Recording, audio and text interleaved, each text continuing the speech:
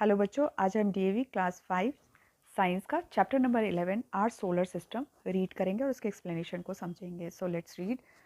We all live on the planet Earth. हम कहाँ रहते हैं? हम प्लैनेट अर्थ पे रहते हैं। Our earth is one of the 8 known planet. ठीक है, ये जो 8 प्लैनेट हैं उनमें से हमारा एक अर्थ है। And is a member of large family in space. ये एक मेंबर भी है स्पेस की फैमिली का, अर्थ। ठीक है, the sun is the most important member of this family. और इस फैमिली का मोस्ट इंपॉर्टेंट मेंबर कौन सा है? सन है। The family of sun and सिट 8 planet is what we call them solar system. They constitute solar system, right? So first we read about the sun. Sun is a central part of the solar system. sun जो है solar system का central part है. It is a huge sphere of very hot gases. ये बहुत भी बड़ा गर्म गैसों का एक स्फेयर है, स्फेयर लुक का है।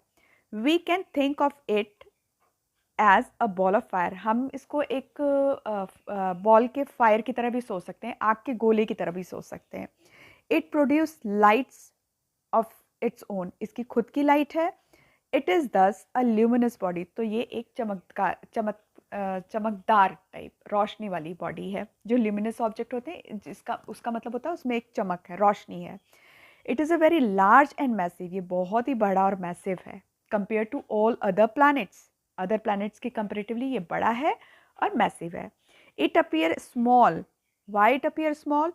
बिकॉज अर्थ से इसका जो सन का डिस्टेंस है वो बहुत ही दूर है। सन अर्थ से बहुत दूर है, इसीलिए सन छोटा दिखाई देता है।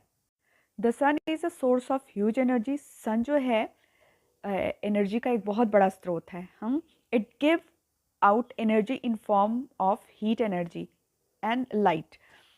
जो सन से हमें एनर्जी मिलती है वो किस फॉर्म में मिलती है? लाइट, रोशनी, और हीट, गर्मी। ये दोनों ही फॉर्म में हमें सन से एनर्जी मिलती है।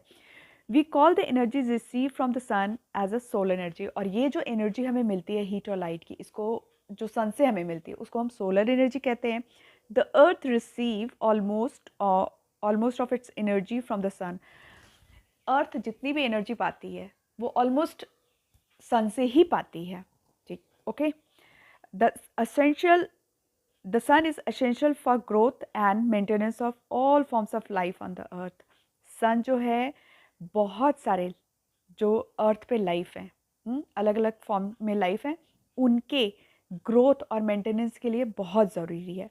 All living beings whether plant और animals depend on the sun for their food. ये सब किस पे डिपेंड है? किस इस पे डिपेंड है? सन पे डिपेंड है।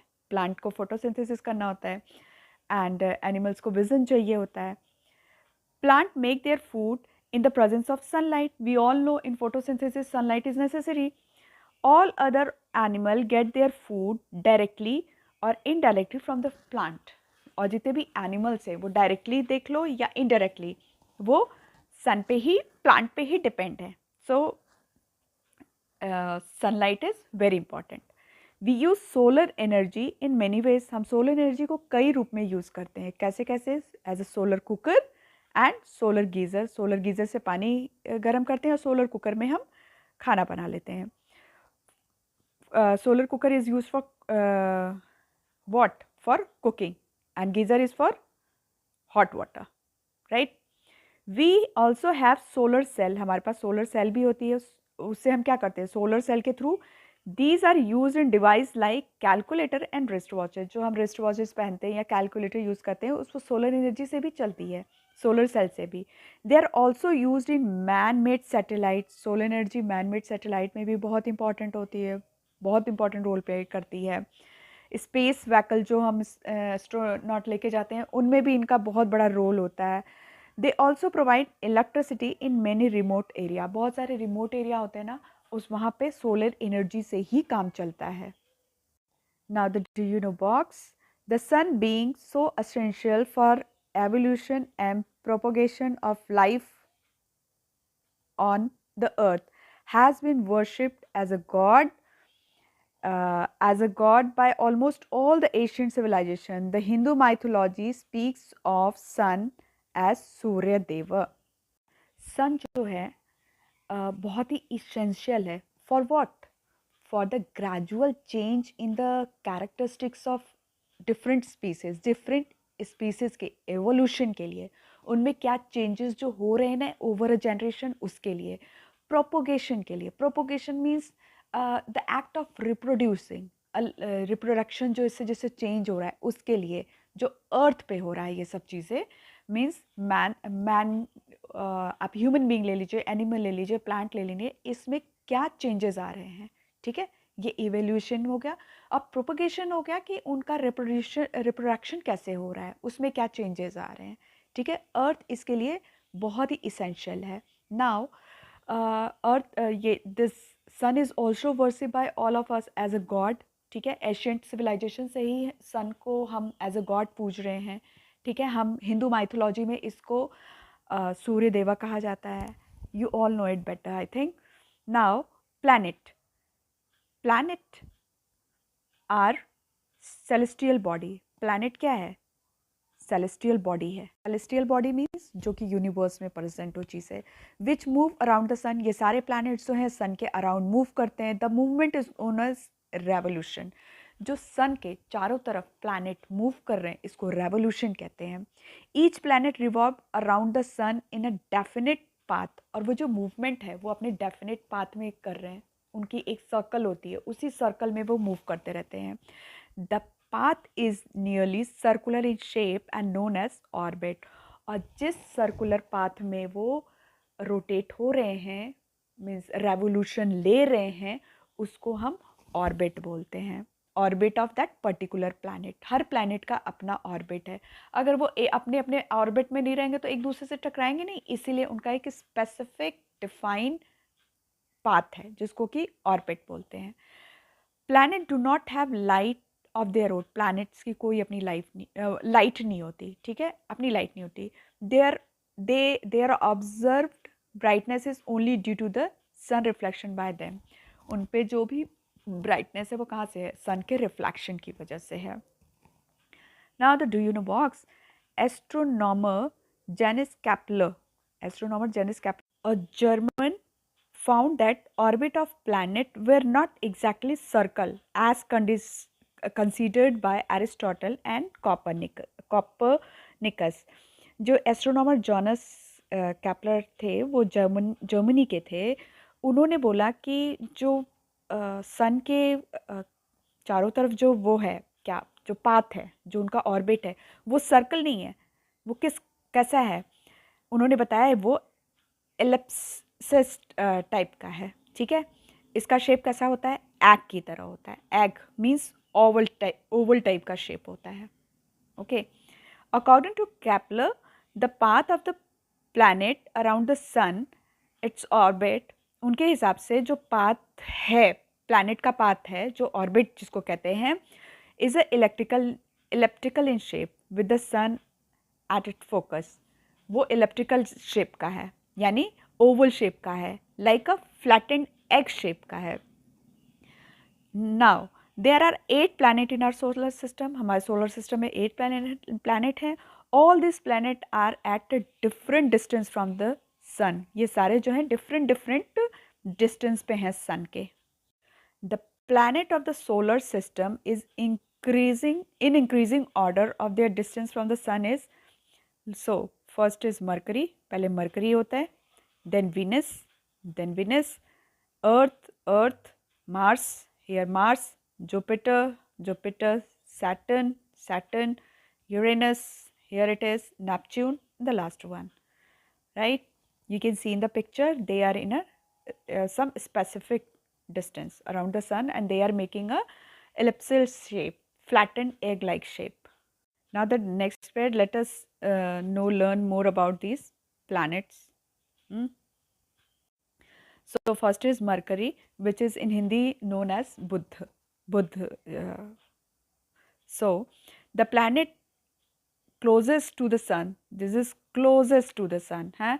It is a dry, ये dry है, hot है, एंड ऑलमोस्ट एयरलेस प्लैनेट है। इस पर एयर नहीं है। आपको हर प्लैनेट की क्वालिटी पता होनी चाहिए। It is also smallest planet, smallest planet, closest है, ड्राई है, हॉट है, एयरलेस है, ऑलमोस्ट एयरलेस है, स्मॉलेस्ट प्लैनेट है। Unlike the Earth there is no atmosphere, इस पे कोई एटमॉस्फेयर नहीं है, right.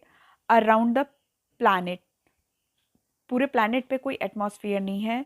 The light and heat of the sun therefore reach the side of Mercury. So जो सन की लाइट है, सन की लाइट है वही मरकरी के ऊपर पड़ती है, जो फेस उसका उधर रहता है उस टाइम पे उस पे वो लाइट और हीट पड़ती है। Facing the sun directly, it facing the sun directly, वो डायरेक्टली सन को फेस करता है। The side become very hot, जो साइड उसका सन को फेस करता है वो साइड उसका बहुत हॉट होता है। The other side remain comparatively cold, जो दूसरा साइड होता है वो कंपेरेटिवली कोल्ड होता है। Now the next planet nearest to the sun is Venus. Venus is the next planet which is near to the sun. Its size is nearly the same. इसका size same है as the Earth. Earth की size का ही almost Venus है. It receive much large amount of heat and light from the sun. Obvious है, जो भी sun के पास में रहेगा या फिर जो भी सन को रेवोल्यूशन जो भी कर रहा है, रेवोल्यूट कर रहा है, उसको तो हीट और लाइट एनर्जी मिलनी ही मिलनी है एज़ कम्पेयर टू अर्थ। ये अर्थ से ज़्यादा लाइट और हीट रिसीव कर रहा है सन से। Venus is a very thick atmosphere, Venus पे जो एटमॉस्फेयर है वो बहुत ही थिक है, मतलब मोटी चादर है। This reflect back a large amount of solar energy that falls on it. So क्या होता है, जब उसको हीट और लाइट बहुत ज़्यादा मिलती है तो वो बहुत ही ज़्यादा हीट एंड लाइट रिफ्लेक्ट कर रहा है, उसके ऊपर बहुत ज़्यादा आ रही है। Therefore the Venus is the brightest object seen in the sky after the sun and moon. Venus जो है, इसीलिए उसको सन से सबसे ज़्यादा लाइट और हीट मिल रही है, इसीलिए Venus जो है सबसे ब्राइट है स्काई में आफ्टर सन और मून। इस thick atmosphere also trap a large amount of solar energy, और इसका जो मोटा एटमॉस्फेयर है ना, वो क्या करता है कि जो एटमॉस्फेयर है वो सोलर एनर्जी को अपने में ट्रैप कर लेता है, अपने में जकड़ लेता है, अपने में पकड़ लेता है और उसको वीनस की सरफेस पे नहीं जाने देता है। It is because of this trapping that it is the hottest of all the planet, इसीलिए वो ट्रैप कर लेता है, उसको ट्रैप कर लेता है, इसीलिए ये सबसे हॉटेस्ट प्लैनेट है। Hottest and brightest planet in the solar system is Venus. After sun और moon the brightest planet is Venus, hotter than even Mercury, ये मरकरी से भी हॉट है, जबकि मरकरी जो है सन के ज़्यादा पास है। The planet that is closest the sun. Now the do you know box, the time taken by the planet to complete one revolution is called time period of the revolution. जब कोई planet जो होता है एक चक्कर सन का लगा लेता है, रेवोल्यूशन जो होता है प्रोसेस कंप्लीट कर लेता है, तो उसको टाइम पीरियड ऑफ रेवोल्यूशन कहते हैं of its year. The time period of revolution increase as the distance of planet from the sun increase. जब भी प्लैनेट का डिस्टेंस सन से दूर होता है तो क्या होगा, ऑटोमेटिकली टाइम पीरियड इंक्रीज हो जाएगा। Planet do not collide among themselves, right, और विद द सन। जो ये होते हैं प्लैनेट होते हैं वो सन से कोलाइड नहीं होते, टकराते वगैरह नहीं हैं।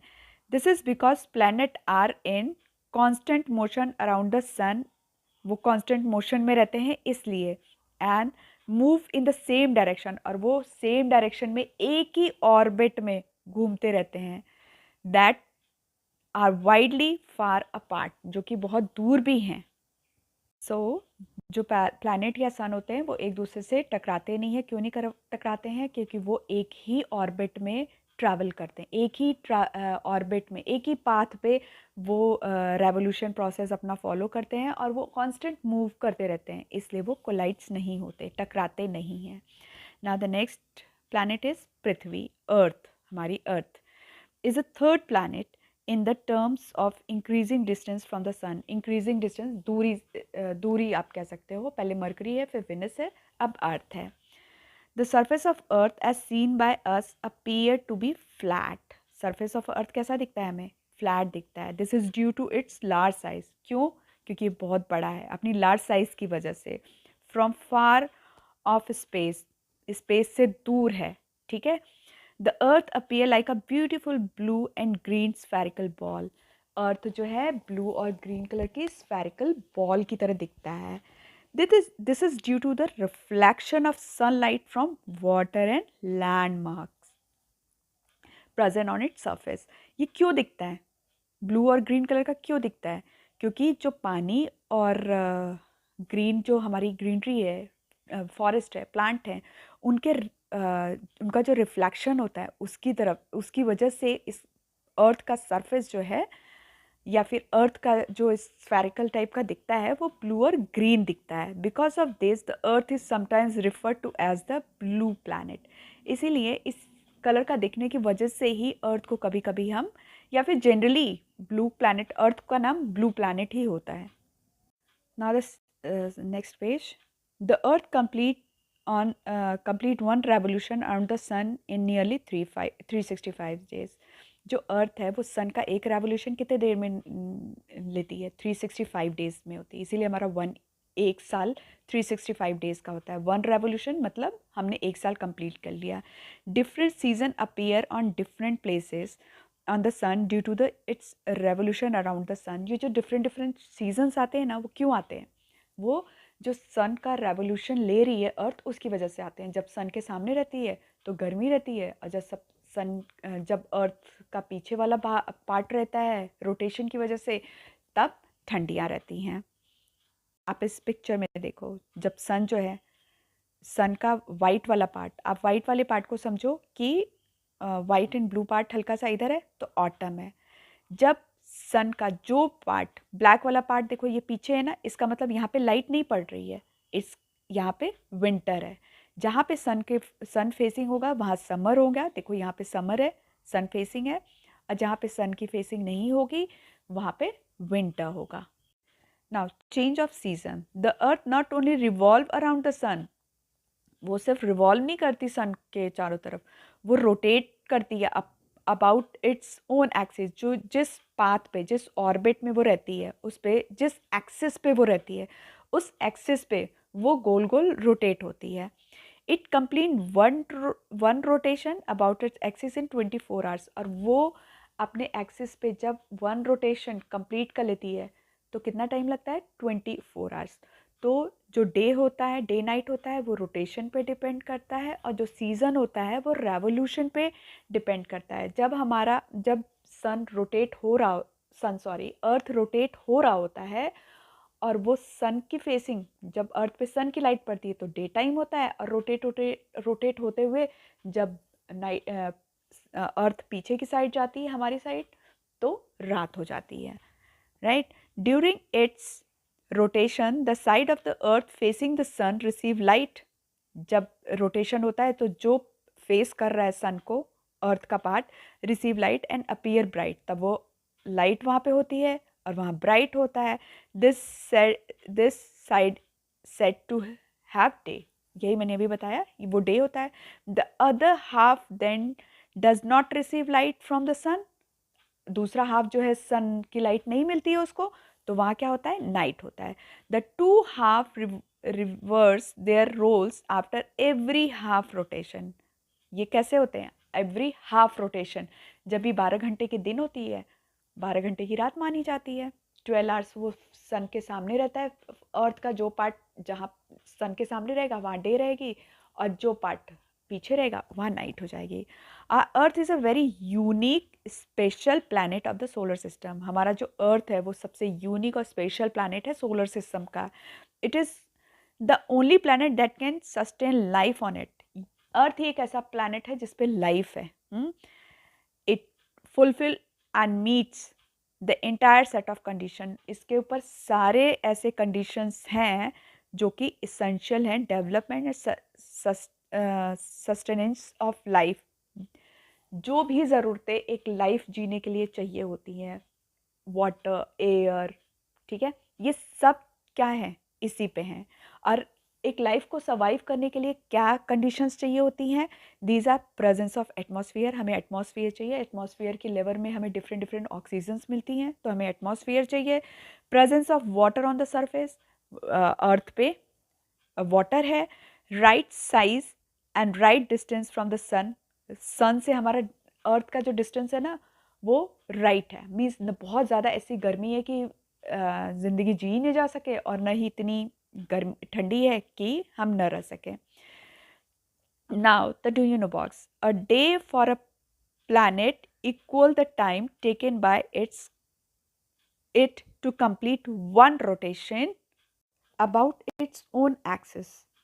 A year, on the other hand, equal the time taken by it to complete one revolution in its orbit around the sun. देखो यहाँ क्या बोल रहा है, जब एक planet अपने एक्सिस पे एक रोटेशन कंप्लीट कर लेता है तो उसका एक दिन होता है, और जब वो अपने ऑर्बिट में एक रोटेशन रेवोल्यूशन कंप्लीट कर लेता है उसका किसका, सन का, तो वो एक साल होता है।